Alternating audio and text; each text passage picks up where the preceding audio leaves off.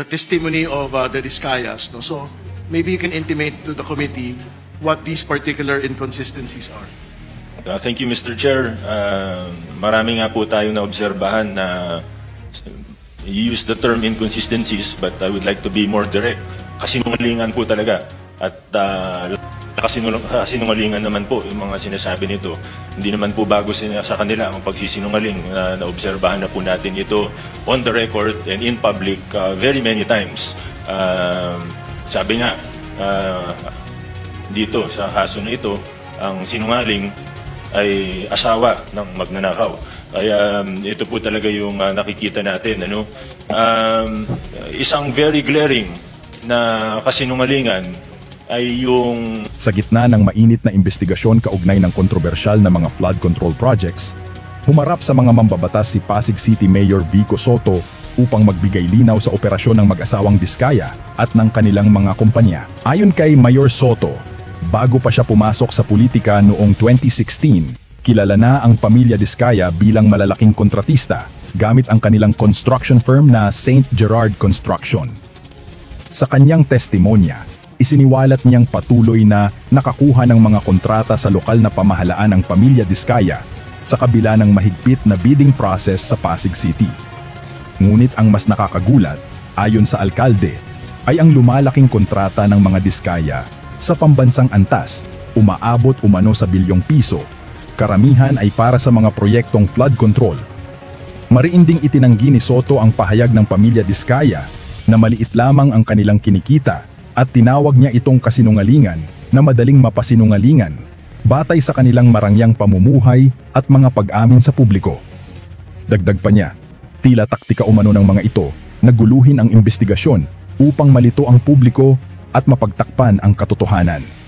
Nanawagan si Mayor Soto sa lahat na maging mapanuri at humingi ng ebidensya sa bawat akusasyon. Pero bago ang lahat, huwag kalimutang mag-like, share at subscribe sa ating video para masuportahan ang ating content at makapaghatid pa tayo ng mas maraming balitang dapat ninyong malaman.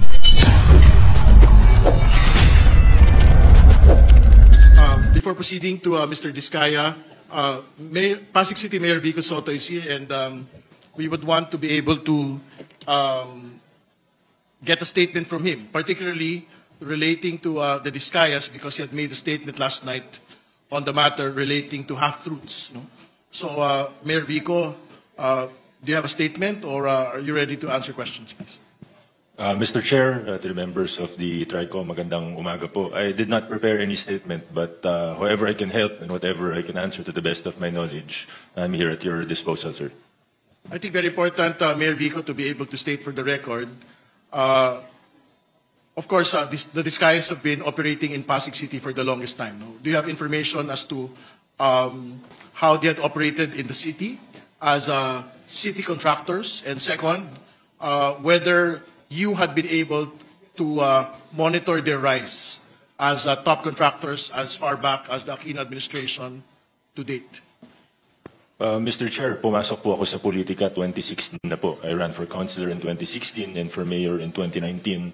Pagpasok ko sa politika, medyo kilala na po sila, mga Diskaya, lalo na yung construction firm nila na St. Gerard Construction. Na ito na nga po yung ginamit na rin nila na para bang political party na rin, lalo na noong 2025 na halalan, itong nakaraang halalan. Marami pong kwento, hindi ko po alam kung ako po yung nararapat na magkwento po rito sa TRICOM, sapagkat yung iba, wala naman po akong personal knowledge. So I would like to, with respect to the committees, I would refrain from saying anything beyond my direct and personal knowledge. What I can say is that they have 9 construction firms that we have seen now in the news, the 9 calling card companies of the spouses Diskaya, where they have used dummies, where they have become huge contractors, and all of these 9 companies are based in Pasig. Mr. Diskaya has been recently convicted of 2 counts of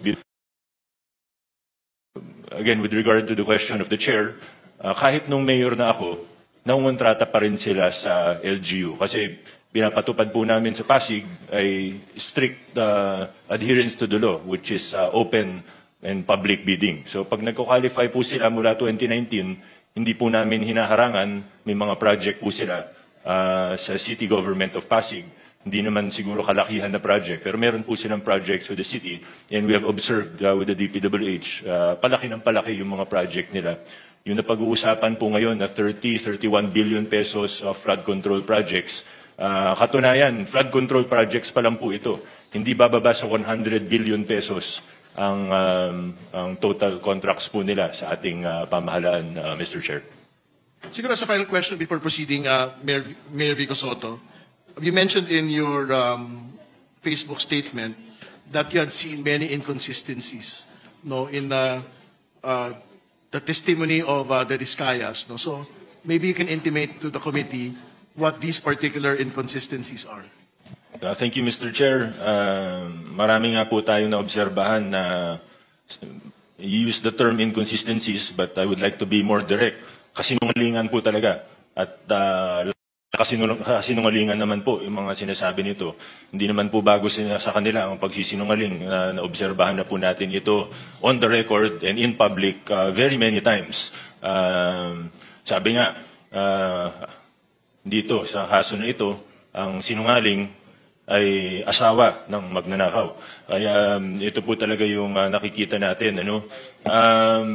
Isang very glaring na kasinungalingan ay yung kahapon po sa statement, sa sworn statement nila, ay na 2 to 3% lang daw ang kinikita nila sa bawat kontrata.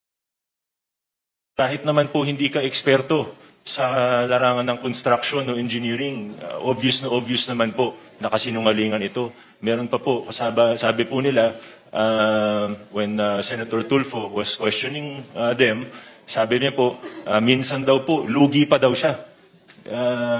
Ang bait naman po ng mga ito, kung tumatanggap sila ng kontrata sa gobyerno, nagbibid sila para malugi. No sane business person would do that. Of course, I think everyone in this room would agree. Sinasabi nila 2 to 3% yung normal, 5% daw pag sinuwerte. Pag kinumpute po natin, alam ko medyo, Mr. Chair, with all due respect, if we just apply simple logic, it is already clear that they are lying. Although alam ko medyo iba kasi yung logic na ginagamit nila sa universe po nila. Pero pag tiningnan po natin logically, 2 to 3% of even 100 billion, edi 2 to 3 billion pesos lang po ito. Sila naman po yung nagmalaki at nag-flaunt, pinagyabang po nila yung lifestyle nila. Na sobrang yan, sabi nga po nila sa isang interview, 11 digits.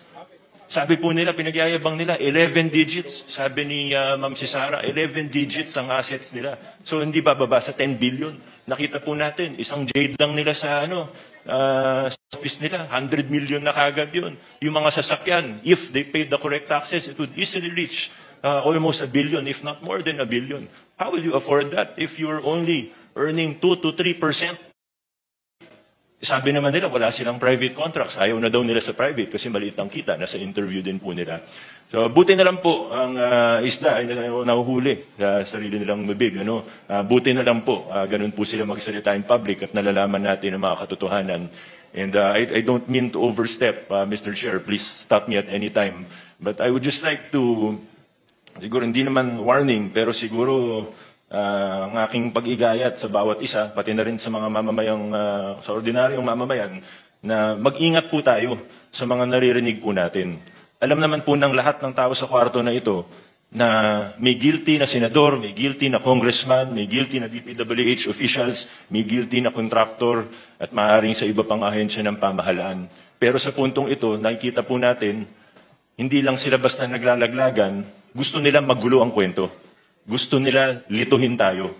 Gusto nila na hindi na natin malalaman kung ano totoo para eventually mawawala na lang na parang bula.